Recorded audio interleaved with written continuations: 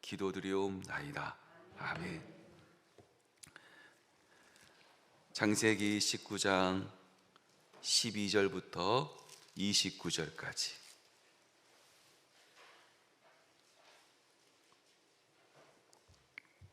창세기 19장 12절부터 29절까지. 그 사람들이 롯에게 이르되 이 외에 내게 속한 자가 또 있느냐? 내 사위나 자녀나 성중에 내가 속한 자들을 다 성 밖으로 이끌어내라.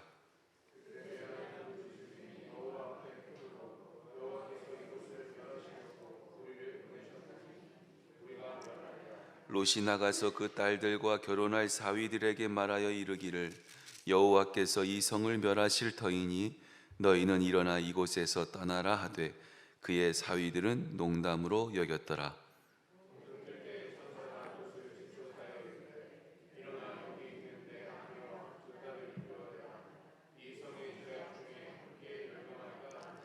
그러나 롯이 지체함에 그 사람들이 롯의 손과 그 아내의 손과 두 딸의 손을 잡아 인도하여 성 밖에 두니 여호와께서 그에게 자비를 더하심이었더라.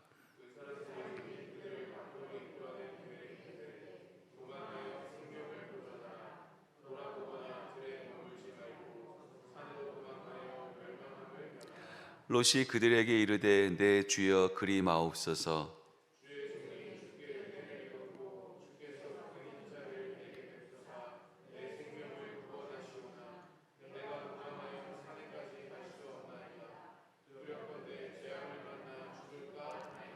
보소서 저 성읍은 도망하기에 가깝고 작기도 하오니 나를 그곳으로 도망하게 하소서. 이는 작은 성읍이 아니니까 내 생명이 보존되리이다.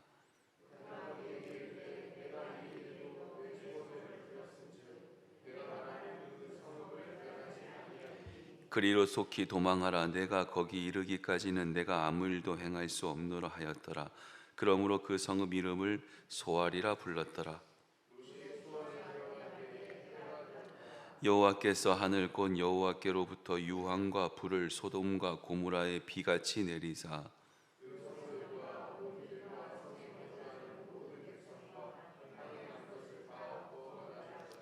롯의 아내는 뒤를 돌아보았으므로 소금 기둥이 되었더라.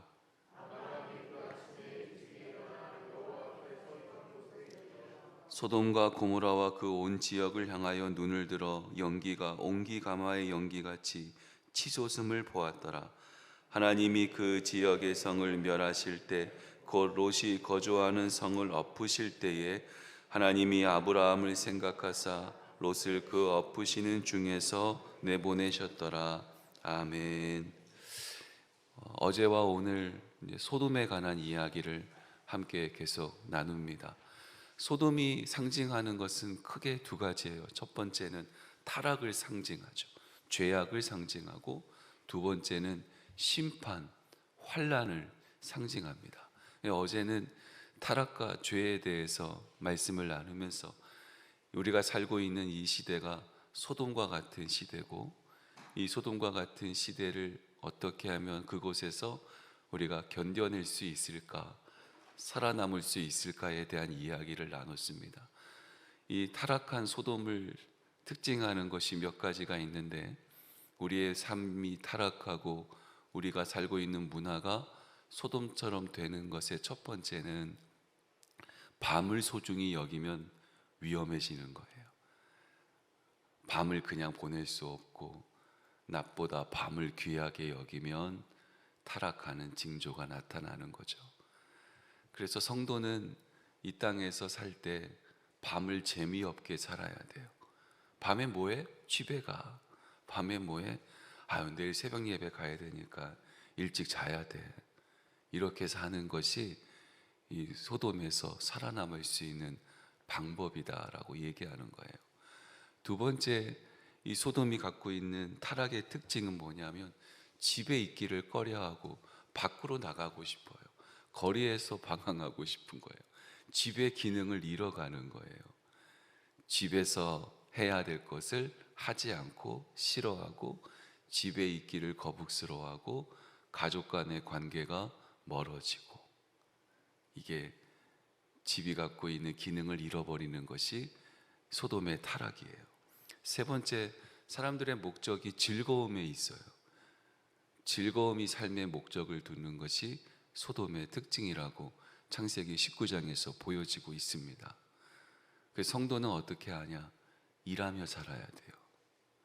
일하지 않고 삶의 목적을 노는 곳에 두면 결국 소돔처럼 돼요. 아유, 어떻게 평생 나보고 돈 벌라는 거예요? 아니요. 일이라는 것은 돈 버는 일이 있고 돈 못 버는 일도 있고 돈 쓰는 일도 있어요. 그래서 제일 축복받은 사람은 돈 쓰는 일을 많이 하는 사람. 그래서 평생 선교하고 나누고 봉사하고 베풀고 섬기고, 그런데 돈 쓰며 사는 성도가 축복받은 성도예요. 그래도 그렇지 못하더라도 우리가 일하는 것에 가치를 두고 살아가는 것이 이 소돔 땅에서 견딜 수 있는 힘이라는 거예요. 그리고 마지막에 소돔은 위험한 곳이에요. 지난주 위드 코로나에 가지고 말씀을 나눌 때도 이야기했지만 우리가 참 위험하거든요. 그래도 살아요. 위험해도 살아요. 여러 가지 위험이 가득한데도 살아요. 직장생활 위험해도 가고요. 학교생활 위험해도 애들 보내요. 차 타고 가는 거 위험해도 타고 다녀요. 근데 이 위험한 생활에서 우리가 견디어 갈 수 있는, 소돔과 같은 이곳에서 살 수 있는 힘은 하나님의 돌보심을 구하는 것. 그러면 이 소돔 땅에서, 타락한 이 땅에서 견딜 수가 있다는 거죠. 이 소돔에서 완전히 우리가 타락했다라는 증명이 어디서 나오냐면, 소돔 사람처럼 됐다는 증거가 뭐냐면 악이에요. 이 악에 대해서 어떤 것을 갖고 있냐면, 이 악이 내가 악을 행하는지 모르거나 악을 행해도 알고 있어도 그냥 행하는 사람이 되면 나는 이제 소돔 사람이 된 거예요. 그건 벌써 하나님의 손에서 벗어난 사람이죠. 그래서 악을 얘기할 때 창세기 19장에 어떤 이야기가 나오냐면 부르짖음이 나와요. 소돔에서 부르짖는다 그랬어요. 그래서 그런 질문을 해봐요. 도대체 소돔 땅에 있는 누가 부르짖었냐? 왜냐하면 10명의 의인도 없는 곳이 소돔 땅이거든요. 근데 부르짖는 사람의 소리가 있어가지고 하나님이 천사를 내보내신 거거든요. 그게 뭐냐면, 아벨이 죽었을 때 가인이 아벨을 죽였잖아요. 하나님이 뭐라고 말씀하셨냐면 아벨의 피가 땅에서 부르짖는다 그랬어요. 그러니까 이 소돔이란 곳이 타락하게 되면 악이 이제 지배하게 되고, 그 악이란 것은 결국 누군가의 고통을 주는데, 이 악이 참 무서운 것이 누군가의 고통의 부르짖음을 듣지를 않는 거예요. 밤을 즐거워하고 집보다 밖에서 살고 즐거움을 쫓아가고 위험해도 그냥 살면 우리가 눈이 어두워질 뿐만이 아니라 귀가 어두워져서 부르짖는 자의 소리를 듣지를 못하는 거예요. 나의 풍요로움을 인해서 고통받는 사람에 대한 소리를, 그걸 당연하게 여기는 거예요. 그게 소돔과 같은 마음이에요. 그 성도는 교회에 와서 듣잖아요. 그렇게 살면 안 된다고. 약한 자, 가난한 자, 병든 자, 소외당한 자, 어린아이와 과부와 나그네를 귀하게 여기며 살아라. 돌봐주며 살아라. 이게 하나님의 구약의 말씀의 전부이거든요. 근데 우리가 말씀을 듣지 않으면 몰라요. 그래서 내가 악을 행하고 있는지도 모르고 부르짖는 소리를 듣지 않고 사는 것, 들어도 그건 당연하다고 생각하고 살아가는 것이 이 소돔과 같은 마음이에요. 사랑하는 성도 여러분, 소돔에서 잘 견디시기를 주의 이름으로 축복합니다. 소돔의 두 번째가 심판, 환난이죠. 그래서 우리가 삶 가운데 하나님의 환난의 순간이 오고 심판의 순간이 왔을 때 이 도망치는 방법을 오늘 또 19장에 말씀을 하고 계세요. 어떻게 하면 도망칠 수 있을까? 소돔에서 도망칠 수 있는 방법. 환난을 당할 위기에 아직 온 게 아니에요. 근데 하여튼 환난을 당했을 때 우리가 그곳에서 벗어날 수 있는 방법은, 도망칠 수 있는 방법은 12절 13절 한번 같이 읽어봐요. 시작. 그 사람들이 롯에게 이르되 이 외에 내게 속한 자가 또 있느냐? 내 사위나 장녀나 성중에 내가 속한 자들을 다 성 밖으로 이끌어내라. 그들에 대한 부르짖음이 여호와 앞에 크므로 여호와께서 이곳을 멸하시려고 우리를 보내셨냐니 우리가 멸하리라. 예, 이 소돔에서 도망칠 수 있는 첫 번째 방법은 말씀을 듣는 거예요. 이 천사가 이야기해 주잖아요. 방법이 없어요. 처음 시작은 말씀을 듣는 데서부터 우리가 건짐을 받을 수가 있는 거예요. 환난을 당하기 전에는 우리가 말씀을 들으면 살 수 있어요. 우리가 삶에 얼마나 큰 위험이 있어요. 여러분 삶에 끊임없는 위험이 있는 거예요. 환난이 말도 없이 있어요. 그러나 건짐을 받는 방법은 단순해요. 말씀을 들으면 돼요. 아무리 교회 열심히 나와도 귀가 닫혀져 있으면, 말씀을 듣지 않으면 안 돼요. 그러면 환난으로 가요. 심판의 길로 쭉 가요. 믿지 않는 자와 동일하게 걸어가요. 그냥 쭉 망하는 길로 가요. 그렇게 환난을 당했을 땐 돌이키면 되는데 못해요. 벗어나지를 못해요. 말씀을 듣지 못하면요. 말씀이 길이거든요. 말씀이 빛이에요. 말씀이 진리예요. 성경 읽고 성경을 통하여 하나님의 말씀을 대하고 주일날 교회에 와서 주의 종의 말씀을 듣고 늘 하나님과 교제하는 성도들과 말씀을 나누고 하나님의 말씀을 들어야 돼요. 내가 깊이 생각하는 게 중요한 게 아니에요. 말씀을 듣는 거예요. 말씀을 들어야지 살아날 수 있어요. 그런데 이게 문제가 뭐냐면, 이 말씀을 귀하게 여기지 않고 듣지 않는 사람, 이 말씀의 은혜를 소중히 여기지 않는 사람들의 나타나는 특징이 뭐냐면, 이 영적인 세계를 보지 못하는 거예요. 14절 말씀 봐요.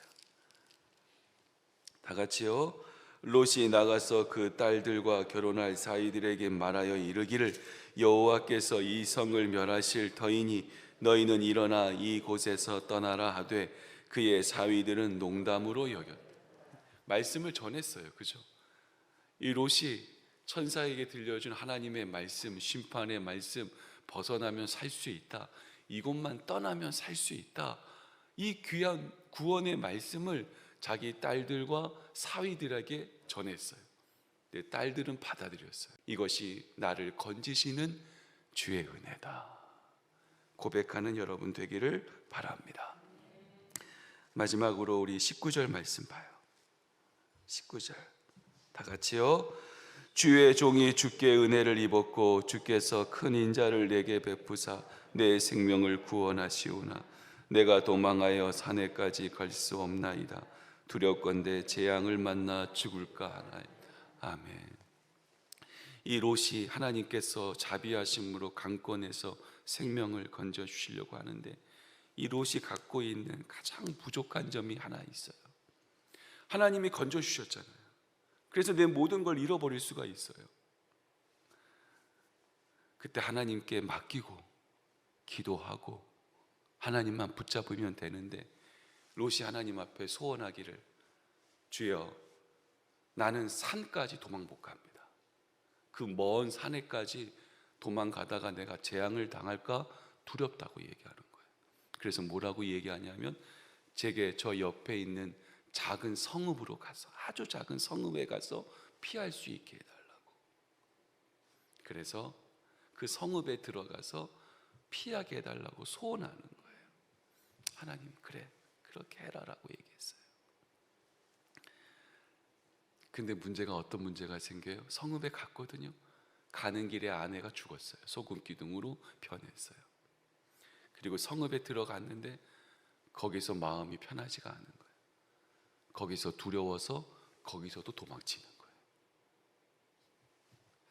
성도는요, 하나님이 붙잡아서 건져주시면 하나님을 나의 피난처로 삼아야 돼요. 내 안에 죄가 있으면 어떤 일이 생기냐? 반드시 성을 쌓아요. 자꾸만 성을 쌓아요. 마음에 두려움이 생기면 우리는 뭘 해요? 성을 쌓아요.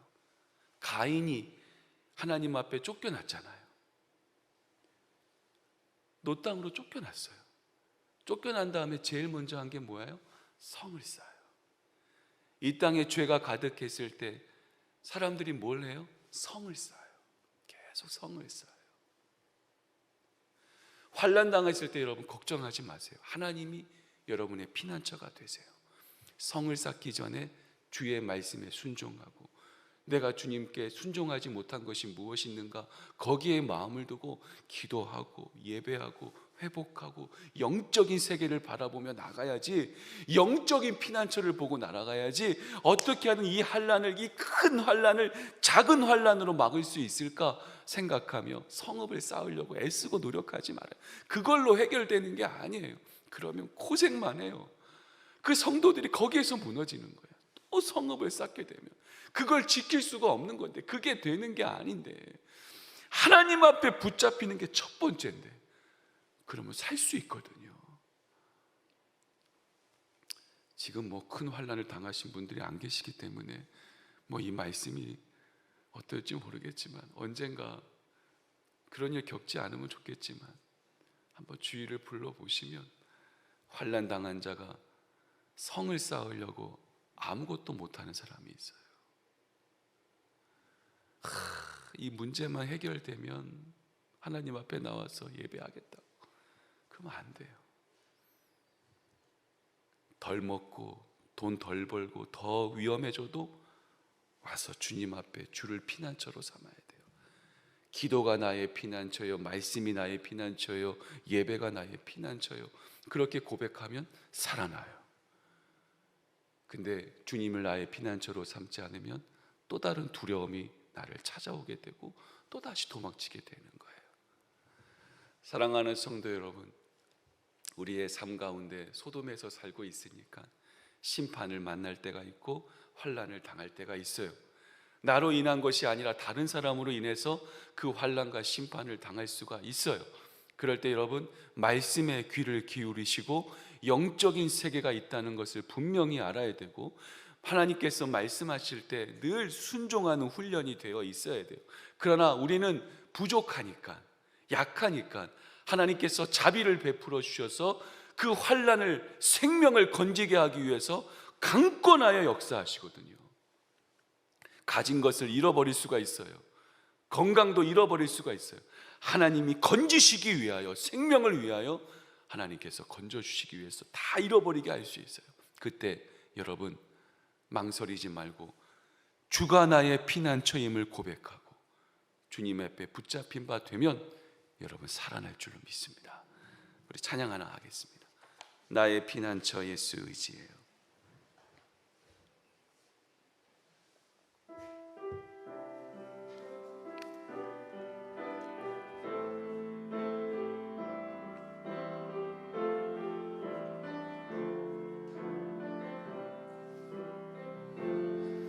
나의 피난처 예수 의지해요. 나의 피난처 예수 의지해요. 나의 가는 길에 거센 바람 몰아쳐와도 나의 피난처 예수 의지해요. 나의 피난처 예수 의지해요. 나의 피난처 예수 의지해요. 나의 피난처 예수 의지해요. 나의 가는 길에 거센 바람 몰아쳐와도 나의 피난처 예수 의지해요. 나는 영원히 주님, 나는 영원히 주님 사랑해요. 나는 영원히 주님 사랑해요. 세상 어떤 것도 나의 사랑 끊을 수 없네. 나는 영원히 주님 사랑해요. 나는 영원히 주님 사랑해요. 나는 영원히 주님 사랑해요. 나는 영원히 주님 사랑해요. 세상 어떤 것도 나의 사랑 끊을 수 없네. 나는 영원히 주님 사랑해요. 아바 아버지, 아바 아버지, 나를 사랑하시니 나의 모든 것 주께 드려요. 아바 아버지, 내가 여기 있으니 주님 영광 위하여 써주세요. 아바 아버지, 아바 아버지, 나를 사랑하시니 나의 모든 것 주께 드려요. 아바 아버지, 내가 여기 있으니 주님 영광 위하여 써주세요. 아바 아버지, 아바 아버지, 나를 사랑하시니 나의 모든 것 주께 드려요. 아바 아버지, 내가 여기 있으니 주님 영광 위하여 써주세요. 주님 교회 위하여, 주님 교회 위하여 써주세요. 주님 나라 위하여, 주님 나라 위하여 써주세요. 우리 함께 통성으로 기도하는데, 여러분 혹시 하나님께서 자비하심으로 여러분을 강권하사 건지신 적이 있습니까? 소돔 땅에 살고 있는 여러분을 건지신 주의 은혜를 경험한 적이 있습니까? 나와 내 가정을 살리기 위하여 주께서 천사를 보내어 내가 가진 것 다 놓고 건지신 적이 있습니까? 우리가 그 은혜에 잃어버린 적이 있습니까? 우리 하나님께 기도할 때 그 은혜의 순간을 한번 떠올리면서 나와 내 가정을 건져주신 하나님의 은혜를 한번 고백드리고요. 또 한 가지, 주님, 내가 주님 앞에 건짐을 받았는데 또 성읍을 찾았습니다. 이제는 주님만이 나의 피난처가 됩니다. 산으로 들어가 아무것도 할 수 없어도 주님을 나의 피난처로 삼습니다. 이렇게 고백하시기를 바랍니다. 주님을 의지하시기 바라요. 소 아래 머문다고, 그 성읍에 머문다고 해결되는 게 아니에요. 주의 말씀에 귀를 기울이고 이 땅을 통치하시는 하나님의 크심을 보고 주의 선하심과 인자하심이 반드시 나를 따르고 있음을 믿고 주를 따라 나의 피난처는 예수 그리스도, 나의 피난처는 하나님, 나를 소돔에서 건지신 주의 은혜에 감사합니다. 우리 함께 감사의 기도도 드리고 다짐의 기도도 드리는 시간이 되시기를 바랍니다. 우리 주여 부르짖고 기도하다 마치도록 하겠습니다. 주여, 주여, 주여. 하나님, 우리를 소돔에서 건져주신 하나님, 우리를 소돔 땅에서 건져주시어서 나와 내 가정의 생명을 살려주신 하나님, 소돔의 부유함이 없어도, 소돔의 풍요로움이 없어도, 소돔의 즐거움이 없어도 그 심판과 환난에서 나를 건져주신 하나님의 은혜 감사합니다. 주여 감사합니다. 기도합니다. 하나님, 내가 산에 올라가 주를 피난처로 삼고 사는 것을 귀하게 여기겠습니다. 또다시 소돔 땅을 만들려고 애쓰지 않겠습니다. 주여 은혜 주시니 감사합니다. 나의 질병으로 인하여 주님께서 나를 강권하여 건져주셨습니다. 내 사업의 실패로 인하여 주님께서 강권하여 건져주셨습니다. 하나님, 이렇게 고백하는 성도들의 마음을 주여 받아주시옵소서. 하나님, 가정의 큰 환난을 통하여 주님께서 나를 건져주셨습니다. 고백하는 성도들의 마음을 받아주시어서 소돔 땅에서 나를 살려주신, 나의 가정을 살려주신 하나님의 은혜에 감사하며 그 놀라운 자비하심과 구원의 은혜에 감사하며 살아가게 하여 주시옵소서. 하나님, 우리 가정에 주님께서 건져주셨습니다. 맞습니다. 주님 감사합니다. 주여